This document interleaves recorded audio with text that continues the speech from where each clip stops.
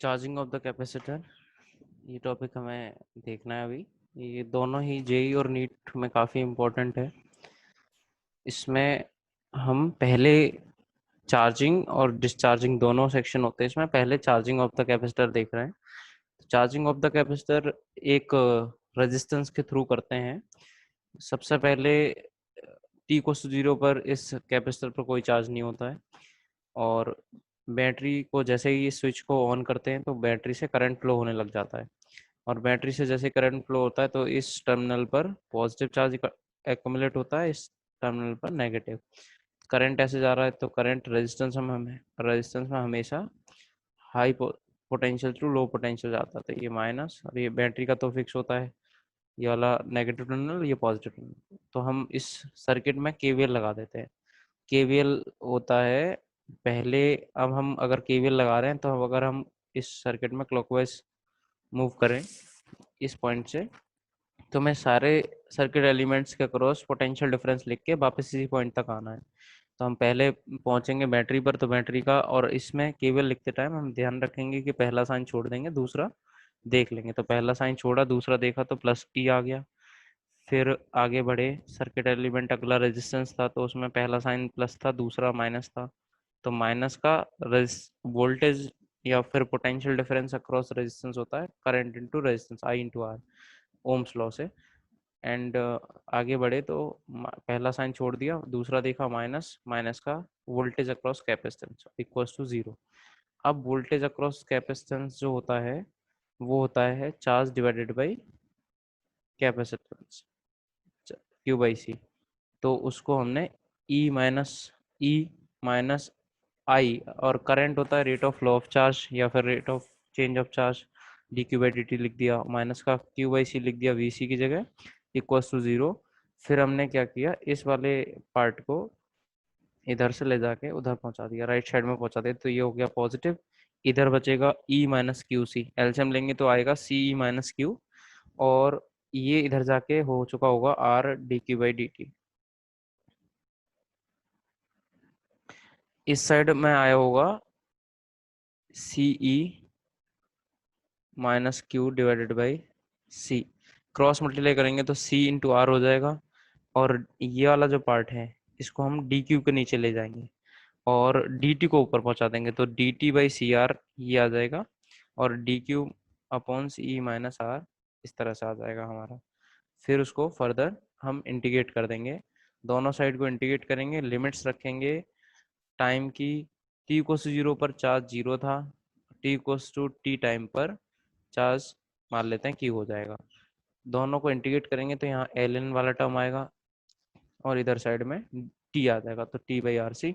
Solve करेंगे limits डाल के तो चार्ज का ये जनरल फॉर्म आ जाएगा, जिसमें C is the amplitude of charge, और एम्पलीट्यूड मतलब maximum value of the charge, तो C will be the maximum value.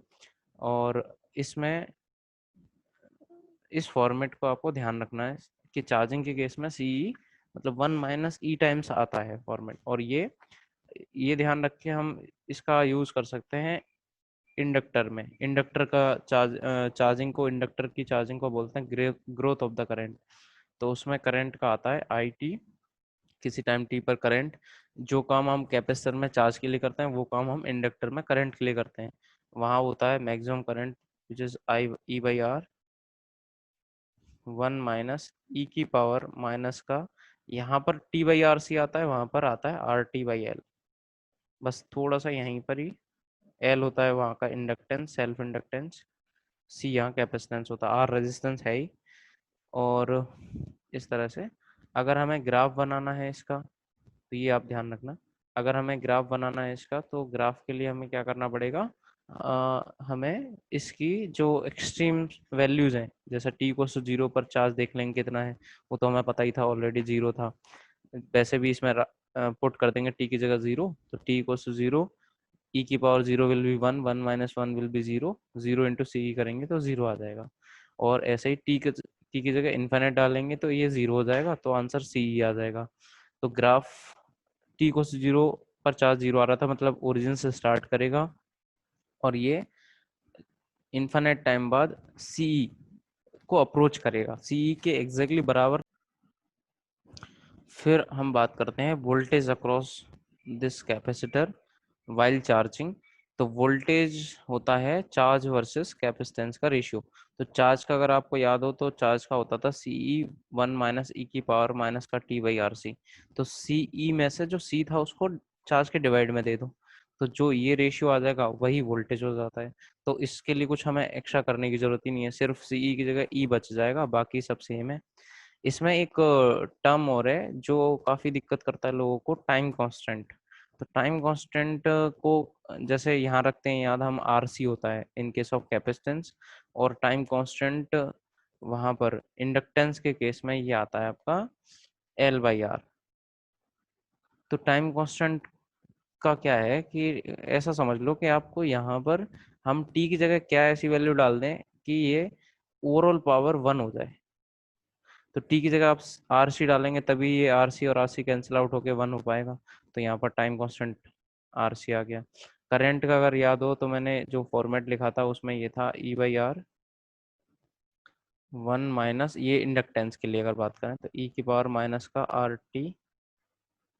तो यहाँ पर टी की जगह अगर आप L/R डाल देंगे तो फिर वो 1 आ जाएगा। तो टाइम कांस्टेंट याद रखना बड़ा आसान है।